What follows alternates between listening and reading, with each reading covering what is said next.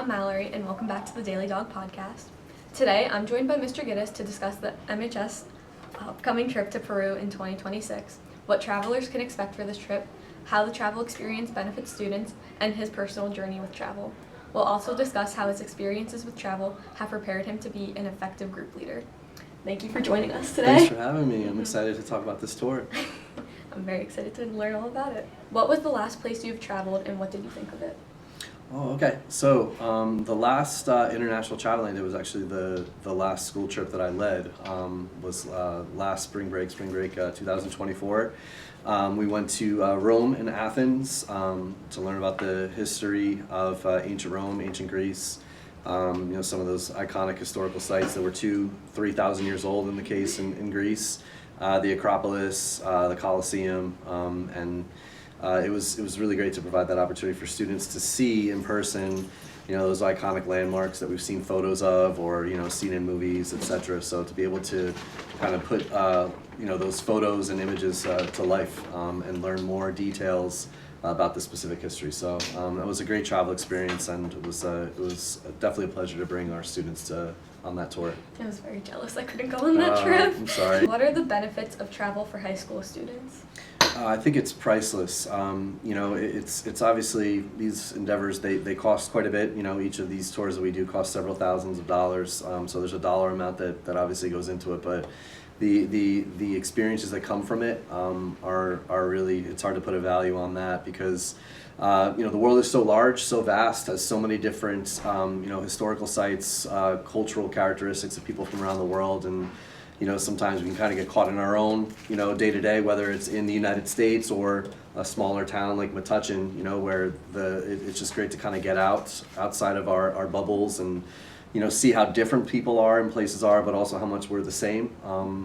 Those experiences kind of, just inspire like lifelong learning. I think about the travels that I've embarked upon with school, outside of school, before being a teacher. I would not be the same person without those experiences.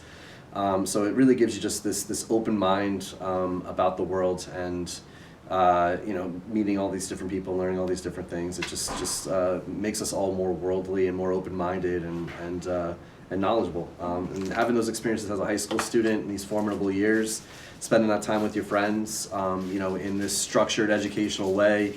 These tours that we do are also very well put together where, there is some free time to do some shopping, try some local cuisine, but, much of the day is spent, visiting those iconic sites and not just taking a photo for Instagram, but, actually learning about, the details that make it so monumental. So I think that, again, having those opportunities as a young adult, as a high school student, can really kind of shape students' lives forever. I've been doing these tours, at least chaperoning, for more than a decade, and there's a lot of students that have graduated that I keep in touch with that, they'll send like a DM on Instagram like, oh, I remember when we traveled here, did this. So it sticks with students, it kind of inspires a lot of our students to study abroad as well. So I think it's a great first experience in that sort of monitored fashion to then open up their own. Why did you choose Peru? What was the most important thing? That's a great question. One of the main things that I think about directly in response to that is Machu Picchu is a historical site that I've wanted to go to since I was, your age, since I was like a high school student. It's a place that I've always sort of had on my radar. It's one of those bucket list types of places. I have met a lot of Peruvian people, like Profe Flores, who's going to be one of my chaperones for this tour. She helped me put together the plans for it. And I've worked with other Peruvian people with some jobs that I've had, and they're just really amazing people and really interested in their culture, their heritage, and being able to learn more about it. One of the other things I also, have also found interesting is just the Inca, civilization of the past, and the cultural value, the expertise that they had, the advancement that they were able to make for themselves without the types of modern technologies and resources that we would have available. And they also, I feel like the Inca are sometimes forgotten about. Everybody kind of in their classes maybe spends more time learning about the Aztecs, aka the Mexicas, the more formal way to refer to them, and Cortez and Tenochtitlan and Moctezuma. I feel like the Incas bring so much to the table, but they often sometimes get looked over in history classes. So it's a bucket list sort of thing on a personal level, but anybody that I know that's traveled to Machu Picchu has kind of had this spiritual, feeling here, because it's called the Lost City of the Incas. There's a lot of mysteries about it as well. They're still doing archaeological digs there to kind of understand exactly what was there.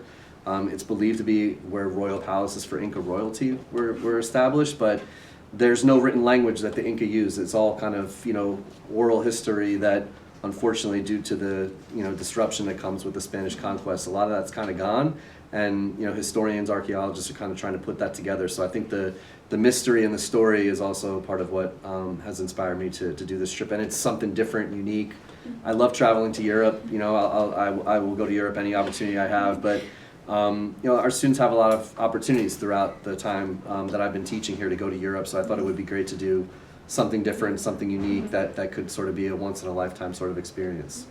Just dug into my A+1 brain, the Incas. Awesome. You've mentioned that you like longer trips. Like, why do you think it's important that trips are like a week or longer? That's a great question.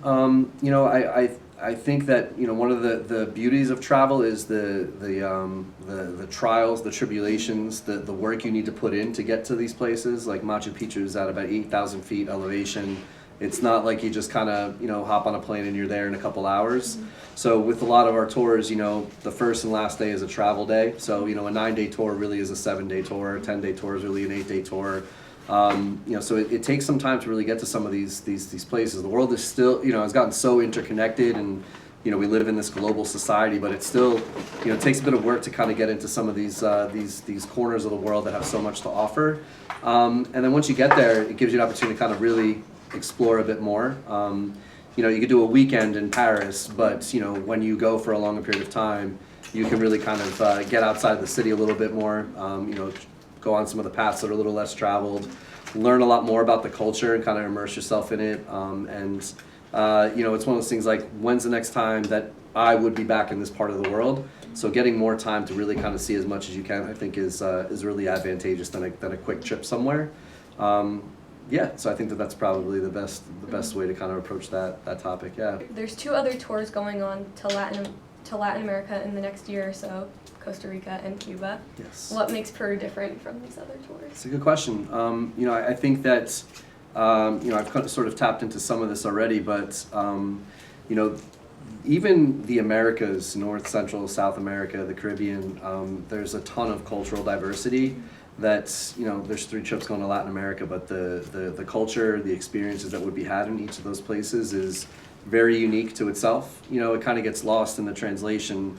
Of thinking about, well, they all speak Spanish as sort of their native tongue. That's the national language, but there's still so much history. The people that migrated to these places, the people that were indigenous to these places, like even our trip in Peru, besides the Incas, we're going to learn about 3 other indigenous cultures that were smaller groups that are, some of them still around today, still in existence, because their pockets of community were sort of not necessarily infiltrated by the Spanish conquistadors, so they sort of were able to exist in their own way. So, I think that it is sort of a moment in time where there's a number of trips going to this part of the world. Cuba has a lot to offer, Costa Rica has a lot to offer, absolutely. But I really sort of value what I think Peru has to offer for our students. Again, with the Incas, the spirituality of the Andes Mountains, the way in which the people that are indigenous to that part of the world were able to create a way of life with the resources that were available to them, the ruins that are still there. One of the places we'll go is Cusco, which is the oldest active city in the Americas. It's a 3,000-year-old city, going all the way back to the indigenous people that lived there. So I was talking about going to Athens with 3,000-year-old ruins. It's a similar thing where a lot of the lives of indigenous people in the Americas were lost, due to disease, their civilizations being conquered. But the history here is just as old and just as rich as some of the stuff you may see in Europe. So I really, again, think that Peru has a lot to offer. That I never felt like I needed to really kind of overly sell the idea, but it's also a unique travel experience that maybe isn't on everybody's sort of top of their mind. So I've taken a lot of time to do some of the research on my own to educate myself further and try to share that information with everybody that's interested in the tour. There's so many really cool things that we're going to see there that are really kind of so unique to that part of even South America. What part of the itinerary are you looking forward to the most? Well, I already talked about Machu Picchu would be sort of my first answer to that, but there's a lot more to that. I've already talked about Cusco, which there's a bit more to that as well. But there's on this tour that we're doing, we're going to 4 different UNESCO World Heritage Sites. The United Nations has identified places around the world that, because of their educational, scientific, and cultural values, that they will invest funds in maintaining those places. So there's a lot of different places that we're going to go that have that status where they're preserved, they can't be messed with, and money goes into supporting the opportunities for people to be able to tour them. Cusco is a cultural capital of Peru. But on top of those things, I'd also say I'm really interested in the days that we're going to go to tour the Lake Titicaca region of Peru. It is said to be the highest navigable lake in the world. It's at about 12,000 feet. So there's a lot of really interesting cultural components to that, and indigenous people that live in those areas. Like the Euros people, they actually are people that live on these floating islands on Lake Titicaca. So there's like a plant called the cattail, sort of informally. It's those like taller reeds that have like those brown sort of almost look like a corn dog on it, right? Yeah. But those like the stems of that plant, they wrap them around and weave them around each other, and it floats in water. So they actually live on these islands that are made out of those plants. And there's 120 of these islands that they live on. So it was originally done for defensive purposes, to be able to move away from any enemies on the shore of the lake. But they still, as a culture, as a people, still live on these islands. There's another island, an actual geographic island, not a man-made island, called Tequila Island in Lake Titicaca, that has its own group of indigenous people that have created this world-renowned system of sort of sustainable tourism, where their handmade textiles, their handmade crafts that they've been making in these historical ways for centuries are made available for people to go there and learn how to make them, how they make them, and buy them right from the source. It's a lot of the types of things that have been sort of in factories. They mass produce textiles with these patterns, but they hand make them. They use different organic materials, plants and bugs to make the different color dyes. And one of the things about Machu Picchu itself that's sort of lost in the mix is that back in the day you'd have to hike a long distance up to the mountain, and there was lots of smaller villages along the way that used to be able to sell these textiles, these handcrafts. But now you're able to sort of, we're doing some of this, but you're able to fast forward past a lot of that by taking a train. So a lot of the indigenous peoples of Peru have found that their local economy has been disrupted by this. So the people on Tequila Island have been able to sort of take that and spin it to be like, look, we still do it our own way. So people will travel around the world to be able to buy those wares and see how they make them kind of in the right way, the way that they have done so ancestrally. So those are some of the other things I'm looking forward to, besides, like I said, Machu Picchu or Cusco, that I feel like are worth highlighting for sure. Those sound really cool. Yeah. How does a trip planning work from like a leadership position, like what you do? Okay, good. That's a good question. So any of the tours that Metuchen High School runs, they all start at the teacher level. Mm-hmm. Any teacher can put together a tour if they want to. It starts off with a teacher making the decision to put together a tour. We have worked with EF Tours, as the tour company that we've worked with since well before I started working here. Every one of our international tours is with this tour company. So we'll kind of reach out to we have a tour consultant that works with all the teachers in this part of the state, not even just Metuchen. They help us to kind of look at their catalog of tours. There's a formal proposal that's put together by the teacher that is going to run the tour. It has information about the itinerary, the educational connections. It gets submitted to the Board of Education. The Board of Education has a curriculum committee that looks at it to make sure that it's educationally sound. Then it goes to the whole Board of Education. And then when the whole board votes on it and approves it, the teacher can hold an informational meeting to kind of start to recruit. So, we're lucky here for all the reasons. Number one, we have a student body that is interested in traveling, which I think is amazing. Their students are sort of, if it wasn't for the students, these tours wouldn't happen, obviously. But it is just amazing to provide these opportunities for our students to do this travel.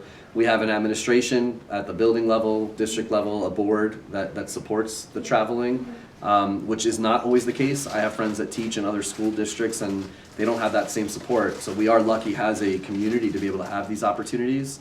And then we're also lucky, I would say, with our staff. We have a lot of teachers that run trips and or chaperone each other's, where I can rattle off the names of the teachers that if I was going on a tour today, there's 10 of them that I've traveled with that I would trust, with everything that goes into the tours, because of the way that we work together, the energy that we bring. You have to bring an energy. It's 9 days, 24 hours you're on. Like that's another thing too. It's not just sitting back and enjoying the beauties of travel. There's a lot of work that goes into it. As a chaperone, as a group leader, it's all well worth it. It's kind of what travel is. You have to work to get to those places, like I was saying earlier.